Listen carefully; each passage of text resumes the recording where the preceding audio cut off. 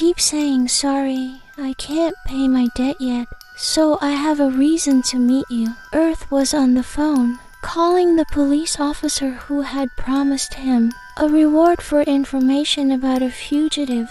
Hello, I'm calling to ask about something. You said you'd give me 300 million if I gave you information about the fugitive. If I give you information about the person hiding the fugitive, how much will I get? The same amount? Oh my God. Suddenly, Mrs. Shania arrived and rudely cut Earth's phone call short. Earth was startled. Now, he was slightly afraid as Mrs. Shania became aware of his actions. Why are you curious about that?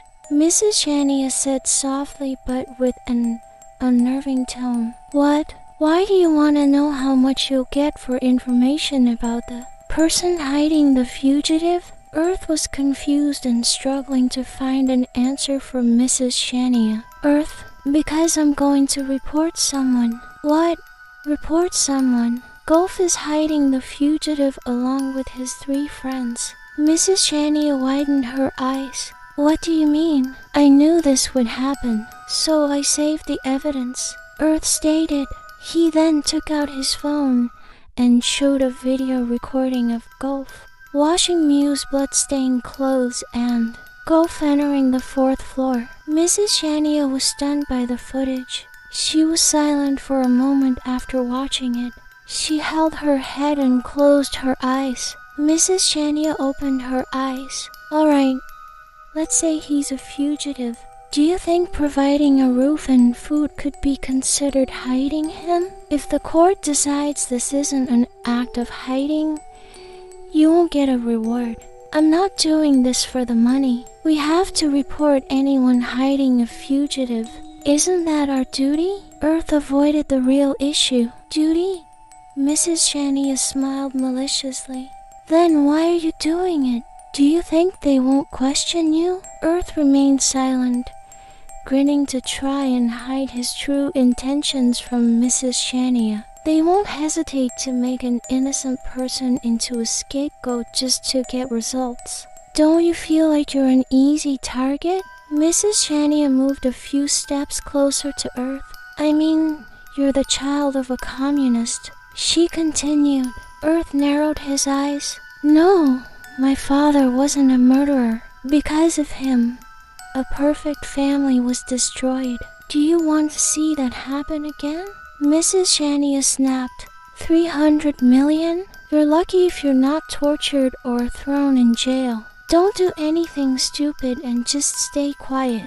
Have you forgotten that the factory won't hire you? Earth was speechless. His eyes welled up with tears as he listened to Mrs. Shania's harsh words. If it weren't for your father's help, I would never have hired you. Earth remained silent. If you understand, tell Gulf and his 2 friends to come to my room. Mrs. Shania said, then turned to go back into her room. Earth sighed several times. He glared at Mrs. Shania's departing figure, wiping away the tears that began to fall down his cheeks. After that, he walked to Gulf's room to deliver Mrs. Shania's message. Now, Gulf, Saint, and Jehan were in Mrs. Shania's room. Without preamble, Mrs. Shania showed them the video recording that Earth had shown her earlier. Gulf panicked and became scared, as did his 2 friends.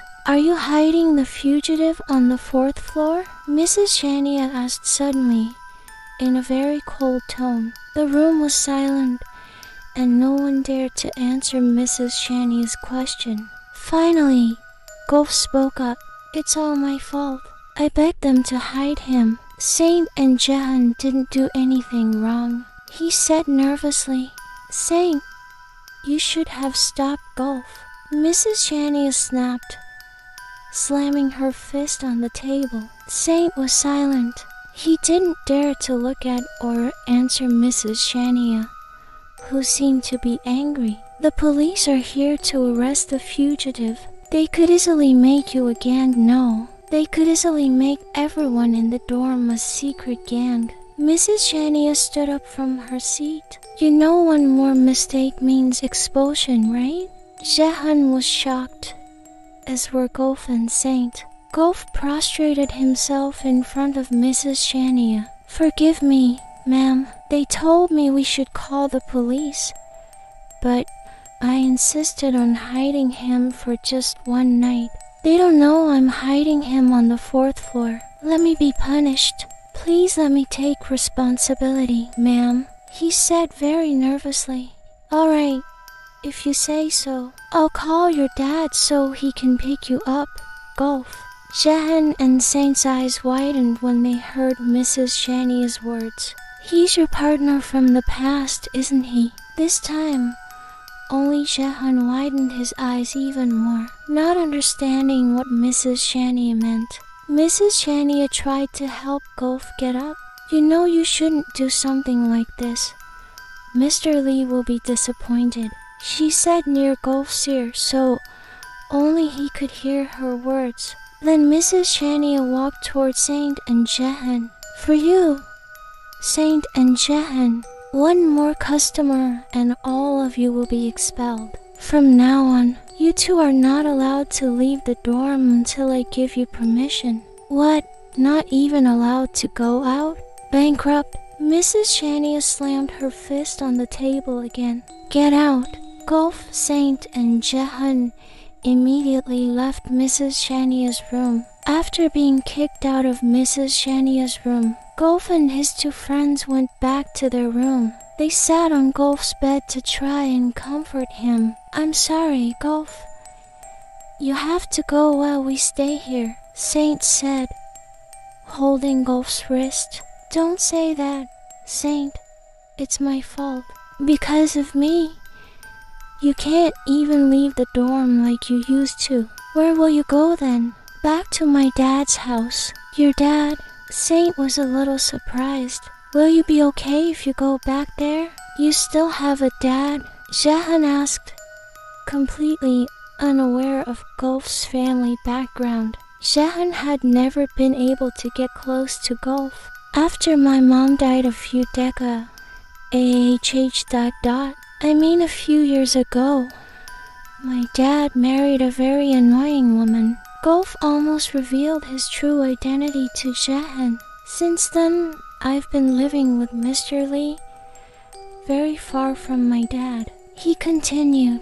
Actually, Saint already knew all about Gulf's past problems, but because Jahan had helped Gulf, Gulf chose to be a little open with Jahan. I feel sorry for you, Gulf. If I met your stepmother, I'd slap her in the face. Jahan responded, deeply moved by Gulf's words. Gulf smiled slightly, making Jahan very happy because he could see Gulf's small smile. Gulf had never smiled at him before. Are we friends now? Jahan said, smiling to himself. Gulf glanced at Saint, and Saint glanced back at him, both of them stifling their laughter. Saint patted Jahan on the back. Do you think Gulf hasn't considered you a friend all this time? Oh man, Gulf never replied to anything I said, so I thought he hated me. I'm sorry, Jahan. I made you misunderstand. Gulf smiled, showing his pearly white teeth. Then Gulf, will you be okay going back home to your dad's? Not that it's any of my business, but you've been gone for so long, especially since your stepmother hates you, Saint said, returning to the original topic. I don't know. What else can I do? I can't tell Mr. Lee that I was expelled for trying to protect a fugitive. I don't want to disappoint Mr. Lee for the second time. Saint and Jahan felt even more sorry for Gulf. After moving to the dorm, I got new friends. I can do whatever I want. I'm so happy living here with you guys. Thank you so much for everything. Thank you so much for still being close to me and ignoring the rumors about me. Gulf continued. Saint reached out to take both of Gulf's hands. If you need anything out there or you feel lonely, call us. We'll try to see you. Jehan nodded, indicating that he agreed with what Saint had said. Gulf smiled in response to Saint's words. Let me answer it, Bourne said to Lionel, who was about to answer the call from his office. Are you sure? What? He has a wife. Where is he now? All right, you keep an eye on them until I get there. We have to catch him, but if you feel like you're going to lose him, you can kill him. After hanging up the call from Mean, Bourne looked in a hurry to go somewhere. What's going on? Hassel asked, confused. Prepare the team. We're going to Valencrew dorm. Yes, sir. Hassel replied. What's happening? Now it was Lionel's turn to ask. The fugitive is heading to Valencrew dorm. You and Hassel come with me. After hearing Bourne's answer, they immediately left the office to go to Valencrew dorm. Slutty woman phone call. Are you going to ignore my call again? You little bastard.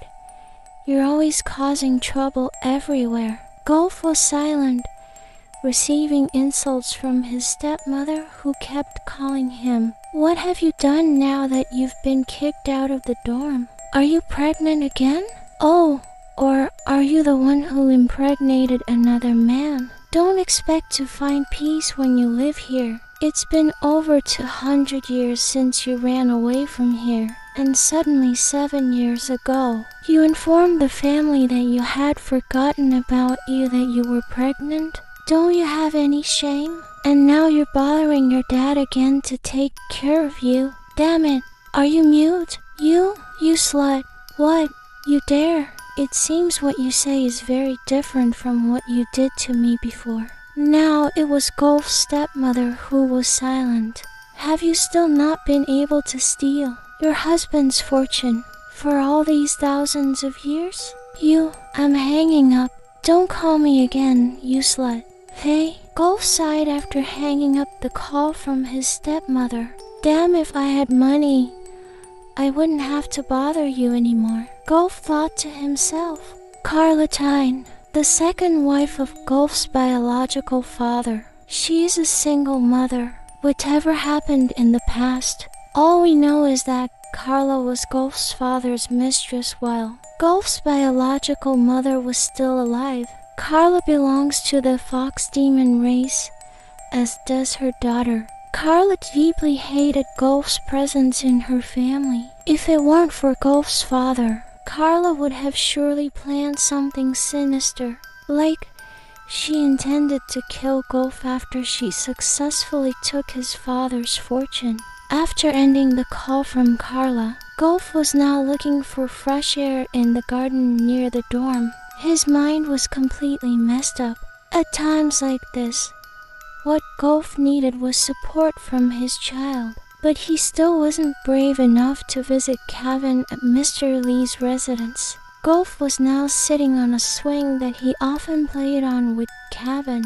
While throwing stones ahead, Gulf was lost in thought, making him unaware of the presence of a man in front of him. Hey, Gulf. Mew. Gulf spontaneously raised his head when someone called him by a different name. Mew. Who is he? But unfortunately, it wasn't the person Gulf thought it was. The one who called him wasn't Mew, but Mile. Mile sat on the swing next to Gulf. Was he your lover back then? Mew. Was he your lover when you got lost in my world? He wasn't my lover. You don't have a lover. Gulf looked back at Mile. Why? Mile smiled. Nothing. Just curious. Gulf focused on the front again, releasing a stone. Sorry, I can't pay my debt yet. It's okay. You're not angry? Why should I be angry? Mile replied. Why should I be angry if I get a bigger profit than your debt to me? I don't understand. Keep saying sorry. I can't pay my debt yet, so I have a reason to meet you. Gulf stopped throwing stones when he heard Mile's words. Are you also a homosexual? He asked without looking at Mile's face. Why are you going to avoid me when I say I'm a homosexual? No, Gulf replied. finally looking back at Mile. I won't avoid you if you don't have any feelings for me. The smile on Mile's face faded. You're taking it seriously? Now Mile was forcing a smile. I was just kidding. I'm not a homosexual. Mile lied so that Gulf wouldn't try to avoid him. Gulf looked back ahead. Thank goodness. It would be a shame if a handsome man like you liked a man. Now Mile showed a faint smile. Why do you hate gay men so much? I don't hate gay men. I just don't like it when a man forces his desires on their gay partner. Have you ever experienced it? Gulf paused for a moment. Yes, if I may ask. Who is that person? He's dead. Dead? Sorry. I don't want to talk about it anymore. Oh, I'm sorry, Miles said. Do you want to eat with me? He continued. No, I'm not hungry yet. Miles smiled faintly. He picked up a stone like Gulf and also threw it ahead. If you don't mind me asking, why are you here? Gulf asked after a few minutes of silence. Mile looked back at Gulf. I want to see the person I like. Who is he? Someone I can't have. Gulf paused for a moment. Can't have? Why? Is he married to another man? No, Mile paused his story. He likes another man. Why don't you chase him? While he hasn't become another man's wife, I could have taken him from that man. But when he was with me, he wasn't happy at all. Gulf was silent. I think it's better for him to be with someone who can make him happy than for me to force him to be happy with me. Mile continued. The woman you like must be very sorry when she knows he's wasted someone as good as you. He's not a woman, Miles said to himself. Really? What if that woman is you? Would you be sorry too? Gulf froze stiff as he listened to Miles' words. You still take my words seriously? Mile paused. I told you, I'm not gay, he said, forcing a smile. You like to joke around a lot. I'm not joking, Mile thought to himself. What? Sorry, I can't hear you. Nothing. Mile still forced a smile. Gulf's phone rang, and he immediately took it and answered Saint's call. Where are you? Why, the police have broken into the dorm again. What? Wait for me. I'll be right there. Are you crazy? You want to get caught by the police? I don't care. Gulf ended the call unilaterally. Without looking at Mile, Gulf immediately ran away from the garden, as if there was no one else in the garden. All the female students screamed as several policemen suddenly entered the dorm, each carrying firearms. They ran here and there, only to protect themselves. Boren and his team started entering each room in the dorm. Hey, what are you doing? The dorm mistress yelled, who had just come out of her room. Boren just turned his head. Then he ordered a few of his men to check the upper floor, while Boren checked the other rooms, until finally Boren found a basement. He entered the basement while aiming his gun forward. Boren slowly stepped deeper into the basement, looking left and right. But suddenly, as Boren was looking back, someone grabbed his arms, took the pistol from his palm, and slammed Boren to the ground until he fell onto several cardboard boxes in the basement. Bugh! Immediately, Boren tried to get back up and see who had attacked him so suddenly. Damn it, Boren said after seeing who had slammed him to the ground. Mew, seeing Boren still standing there, Mew immediately swung a punch towards Boren's face.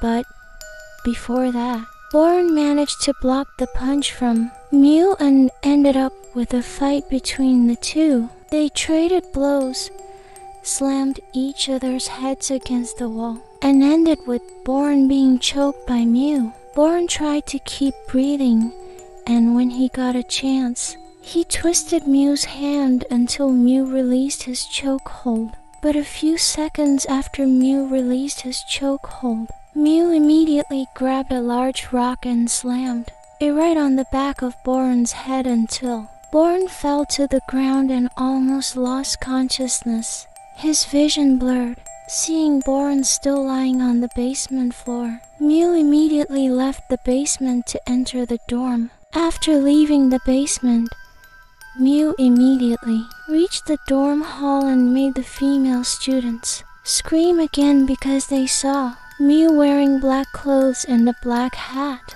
And to top it off, Mew was holding a pistol. Plus, Mew's forehead was bleeding profusely.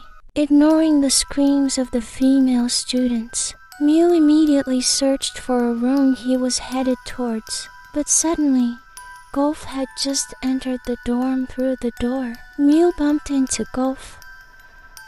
Gulf looked at him with a look that was hard to understand, and Mew tried to cover his injured face. They were only a few meters apart. Less than a minute after Gulf arrived, dozens of policemen appeared, aiming their weapons at Mew entering the dorm. Mew immediately focused on the police, but Gulf did not. The police immediately surrounded Mew.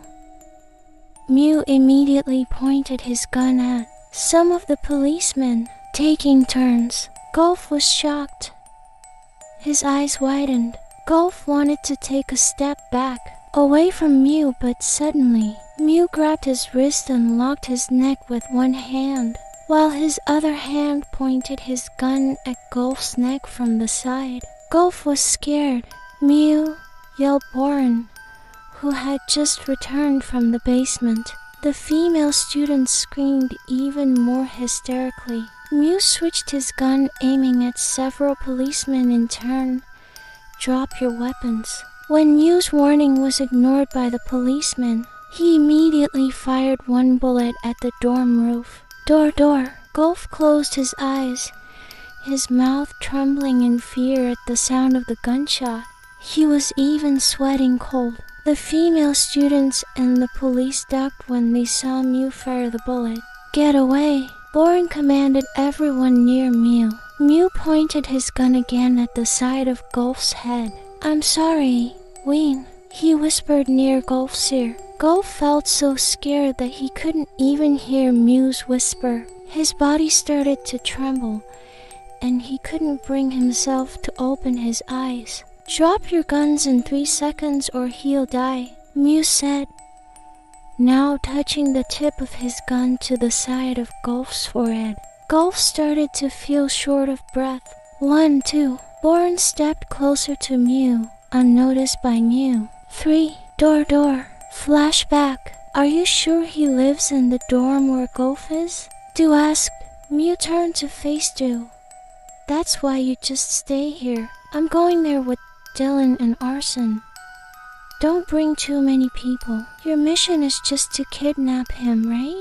There are no other plans that you're hiding from us? Mew paused for a moment. True. I do have other plans. What?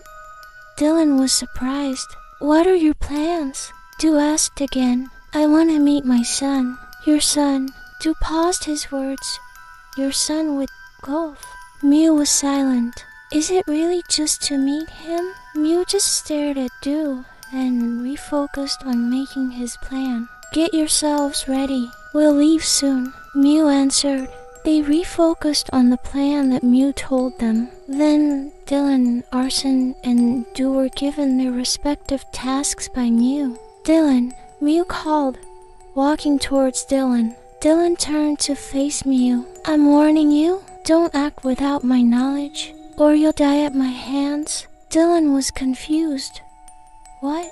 Mew leaned his lips close to Dylan's ear. Don't think I don't know what you're planning behind my back. Just shut up and follow my orders without having to interrupt them, he whispered. Dylan was startled. He seemed to know what Mew meant. After whispering to Du, Mew went out first from his workroom to leave first for Val and crew dorm. Sir, I found his personal data, Mean said on the phone to Boren. Are you sure? Yes.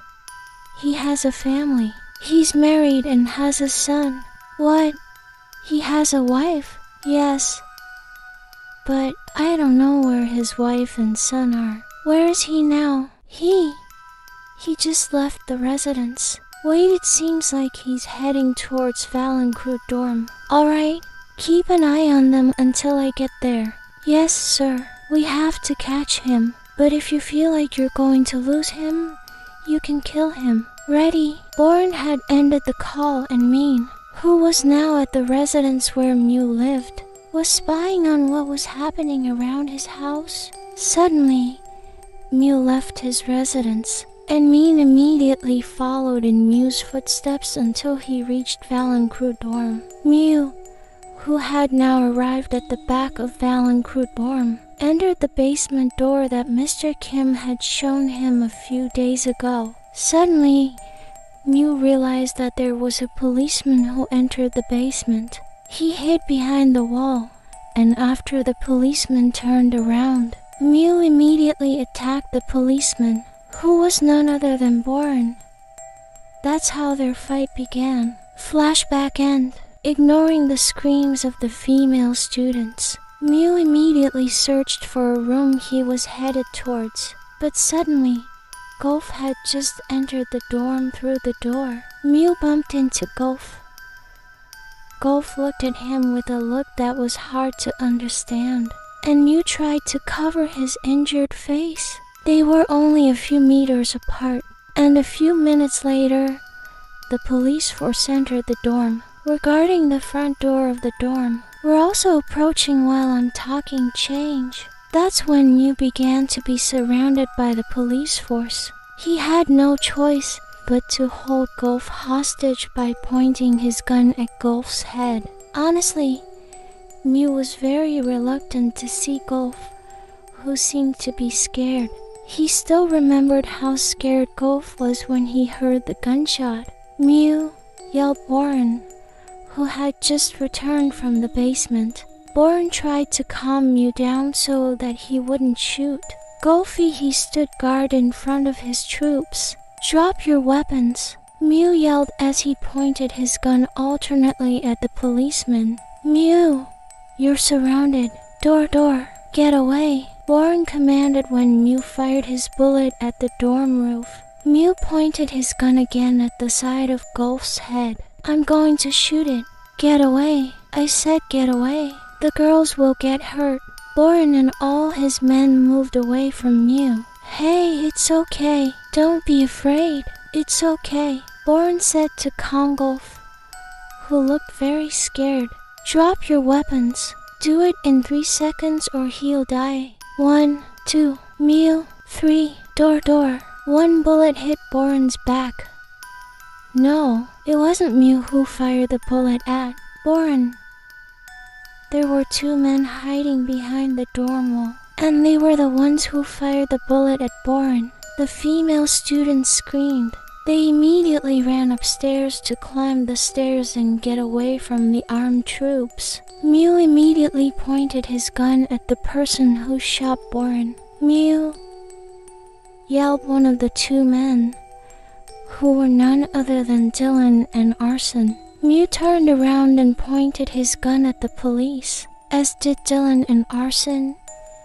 He immediately ran to the side of Mew, and without a second thought, Dylan and Arson fired their bullets at the police. Door. They kept firing their bullets, making the female students even more terrified. They tried to protect themselves from being shot. Boren hid behind the wall, accompanied by Min, who kept holding the gunshot wound on Boren's back. The police force immediately returned fire from Mew's to friends. Boren and Dylan walked backward while continuously pressing their rifles. The same with Mew. He didn't fire his gun because he didn't want to make Gulf scared. One of his hands covered Gulf's eyes as he walked backwards to hide behind a large wooden covered glass. Mew hid Gulf behind the glass. Stay there or you'll be killed. Gulf crouched behind Mew while closing his eyes and ears. Door. The sound of gunfire didn't stop. The situation was completely unexpected by Mew. Mew hit the glass in front of him and put his pistol in the hole in the glass, aiming it at the police force. Mew helped his two friends to fire bullets continuously. Door. In the midst of this critical situation, Mew tried to stop Boren's wound from bleeding more. Sir, hold on. You'll be alright. Mew ran out of bullets. He crouched down to take another pistol from the bag near Gulf. But as he was about to open the bag, Mew focused on the sound of Gulf sobbing. Mew took off the black jacket he was wearing and covered Gulf's head with the black jacket until it covered Gulf's face as well. Don't be afraid. I won't let you get shot, he said, then immediately took the pistol from his bag and continued to focus on firing his bullets at the police force. Door. 65% of the police force had suffered very serious gunshot wounds, and 25% had been killed by gunfire.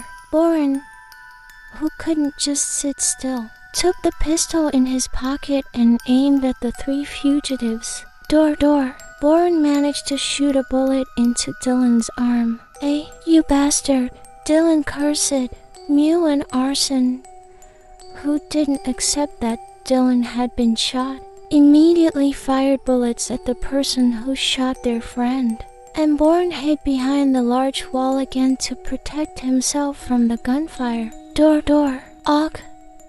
Boren fell. The female students screamed again as they watched Dylan's cruel act. Boren's forehead was bleeding profusely. After Dylan hit Boren's forehead, Dylan knelt in front of Boren's face. Then he grabbed Boren's chin hard. You shot me, didn't you? If there's a problem, I'll kill you first, he said, then stood back up.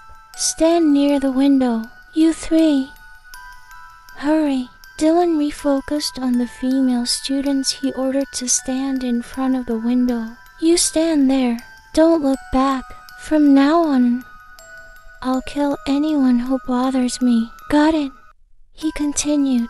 The female students could only scream. The outside of the dorm was now blocked by experts to prevent local residents from entering the area around the dorm. Even outside the dorm, there were groups of shields standing guard in front of the dorm. Are you still there? Mean immediately picked up his phone when he heard his superior's voice. Yes, sir. Among the hostages, there's a volunteer named Gulf. Check if Gulf is there. Mean was furious when he heard his superior's words. We're still compiling the list. We have to deal with the hostage takers first. Our boss told me to save Gulf. Tell me after it's confirmed. Get ready for now. Change. Mean took a deep breath in frustration. Damn it. Hazel approached Mean. What are you waiting for? We have to save Boren. Check if there's a Gulf among the hostages. What? Gulf Kanawut? Who is that? Our boss wants to prioritize Wynn's safety over the other hostages. What? Hazel was shocked. Oh my god. This is crazy. If they find out, we're in trouble. We have to get him out before they know. First, keep the secret over the radio. Find a safe channel to the dorm. A direct channel from headquarters as well. Yes, sir. Hazel immediately carried out Mean's orders. Mew planted bombs on every room door so that the police couldn't force their way into the dorm. Now, Mew was walking towards the room where Gulf was. Mew saw Gulf, who was now sitting on the floor, holding his head in his lap. Mew walked towards Gulf and knelt in front of him. Look at me, Mew. Feeling that he hadn't gotten a response from Gulf, released Gulf's hand, which was wrapped around his knee. Then Mew lifted Gulf's head to face him. What Mew saw on Gulf's face was a pale face and sweat all over his skin. Even Gulf's hands felt very cold. Gulf closed his eyes when Mew lifted his head. His lips were still trembling, and his eyes looked dull. Drink this. Gulf slowly opened his eyes. He looked at Mew with a cynical look. Are you trying to poison me to kill me? Mew released his grip on Gulf's chin. No need to bother poisoning you. I can just shoot you if I want to kill you. Drink it. Gulf remained silent and stared at Mew intently, full of hatred. Mew leaned his face close to Gulf's face. You don't want to die in panic, do you? Quickly drink this water, he whispered. You think I'll trust you? Gulf retorted, pushing Mew's shoulder. Mew sighed, then stood up, but before that, Mew had placed the water he brought in front of Gulf. No need to trust me. I just want to save you from panicking, he said, then sat down on the sofa in the room, looking at Gulf's face. The drink that Mew gave him was a tranquilizer. Because Gulf was afraid of the sound of gunfire. Silence. Gulf turned to face Mew. Why?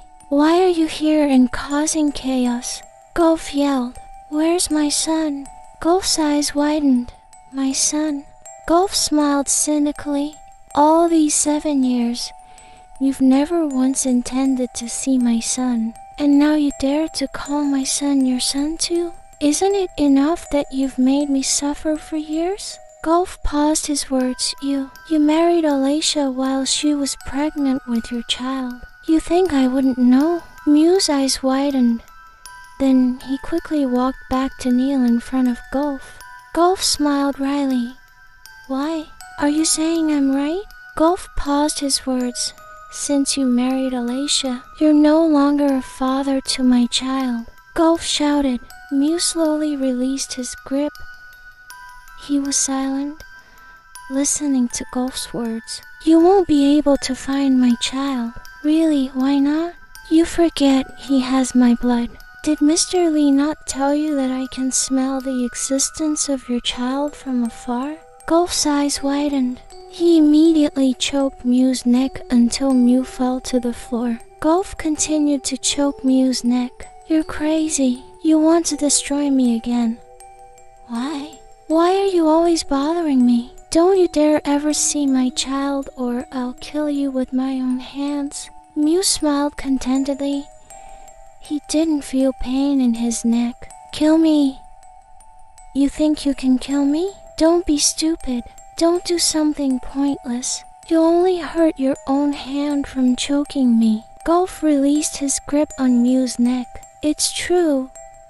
Gulf's hand turned blue from choking Mew's neck. Gulf panicked. Mew, still watching Gulf sitting on his body, sat up and held Gulf's waist, who was about to fall. Don't be afraid, baby, he said.